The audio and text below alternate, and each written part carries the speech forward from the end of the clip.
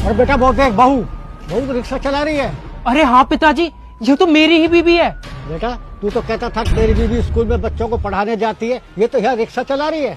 बेटा तूने मुझसे झूठ क्यों बोला? पिताजी मैंने आपसे झूठ नहीं बोला। मेरी बीवी ने मुझसे कहा था कि मैं स्कूल में बच्चों को पढ़ाने जाती हूँ, और मुझे भी आज ही पता चला है कि मेरी बीवी यहाँ पर रिक्शा चलाती है। तो बेटा इसको ऐसी क्या मजबूरी आ गई जो इसे यहाँ रिक्शा चलाना पड़ रहा है? पता नहीं पिताजी, मेरी बीवी ने मुझसे झूठ क्यों बोला कि ये स्कूल में बच्चों को पढ़ाने जाती है, लेकिन ये बच्चों को पढ़ाने के बहाने यहाँ पर रिक्शा चला रही है। चलो कोई बात नहीं बेटा, बहू के पास चलते हैं और इससे पूछते हैं कि बहू को क्या मजबूरी आ गई जो यहाँ पर रिक्शा चलाती है।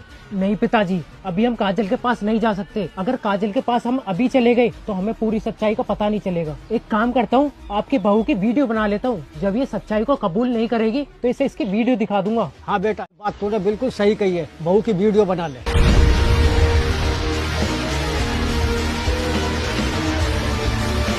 पिताजी काजल की बहुत अच्छी तरीके से वीडियो बन गई है। अब जब ये सच्चाई को कबूल नहीं करेगी ना, तब इसे इसकी वीडियो दिखाऊंगा मैं। चलो ठीक है पिताजी, काजल की वीडियो तो बन गई, लेकिन अब हम इस रास्ते से नहीं जाएंगे वरना काजल हमें देख लेगी। हाँ बेटा ऐसा कर, पीछे वाले रास्ते से ले ले।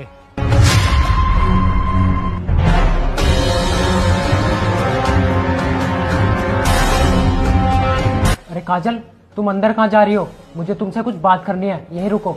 तुम हमें ये बताओ कि तुम हमसे इतना बड़ा झूठ क्यों बोलती हो कि तुम स्कूल में बच्चों को पढ़ाने जाती हो? नहीं अभिषेक, मैंने तुमसे कोई झूठ नहीं बोला। मैं सच में बच्चों को स्कूल में पढ़ाने ही जाती हूँ। बहू तुम्हें झूठ बोलने की अब कोई जरूरत नहीं है, क्योंकि हमने तुम्हारी सारी सच्चाई देख ली है। अरे ससुर जी, ये आप कैसी बातें कर रहे हो? मुझे तो क्योंकि हमने तुम्हारी सारी सच्चाई देख ली है।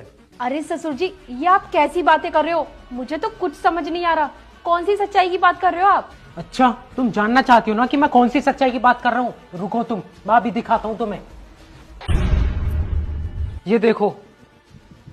अबे ओ रिक्शे वाली, ककरेट पुल तक कितने रुपए लेगी? भाई साहब 20 रुपए लगेंगे एक ग्रेड पुल तक। क्या कहा? 20 रुपए? देख मैं तुझे 10 रुपए दूंगा, अगर 10 रुपए में ले चले तो बता। ठीक है भाई साहब, आप 10 रुपए दे देना, बैठ जाइए। चल ठीक है, चल ले चल। ये देखो तुम, और अब मुझे बताओ कि तुमने इतनी बड़ी सच्चाई हमसे क्यों छुपाई?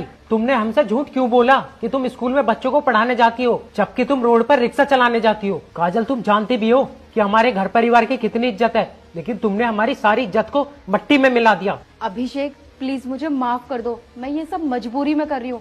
मैंने तुम्हें बताया नहीं था कि स्कूल वालों ने मुझे नौकरी से निकाल दिया क्योंकि उन्हें कम पैसों में कोई दूसरी टीचर मिल गई थी। और अभिषेक, जिस कंपनी में तुम काम करते हो वहाँ तुम्हें इतने पैसे भी नहीं मिलते कि हम अपने घर का खर्चा चला सके।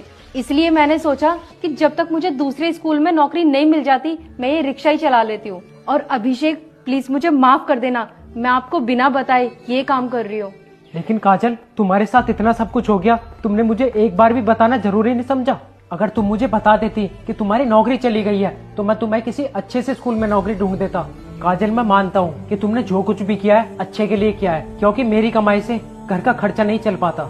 लेकिन काजल, इसका ये मतलब बिल्कुल नहीं है कि तुम रोड पर जगह जगह जाकर रिक्शा चलाने लग जाओ। देखो काजल, अब तुम्हें नौकरी करने की कोई जरूरत नहीं है, और हम दोनों अपना सारा फालतू का खर्चा बंद कर देंगे। जब तक तुम्हारी किसी अच्छे से स्कूल में नौकरी नहीं लग जाती, तब तक हम अपना खर्चा ऐसे ही चलाएंगे, पर तुम आज के बाद रिक्शा नहीं चलाओगी। ठीक है अभिषेक, जैसे तुम कहोगे मैं वैसा ही करूंगी।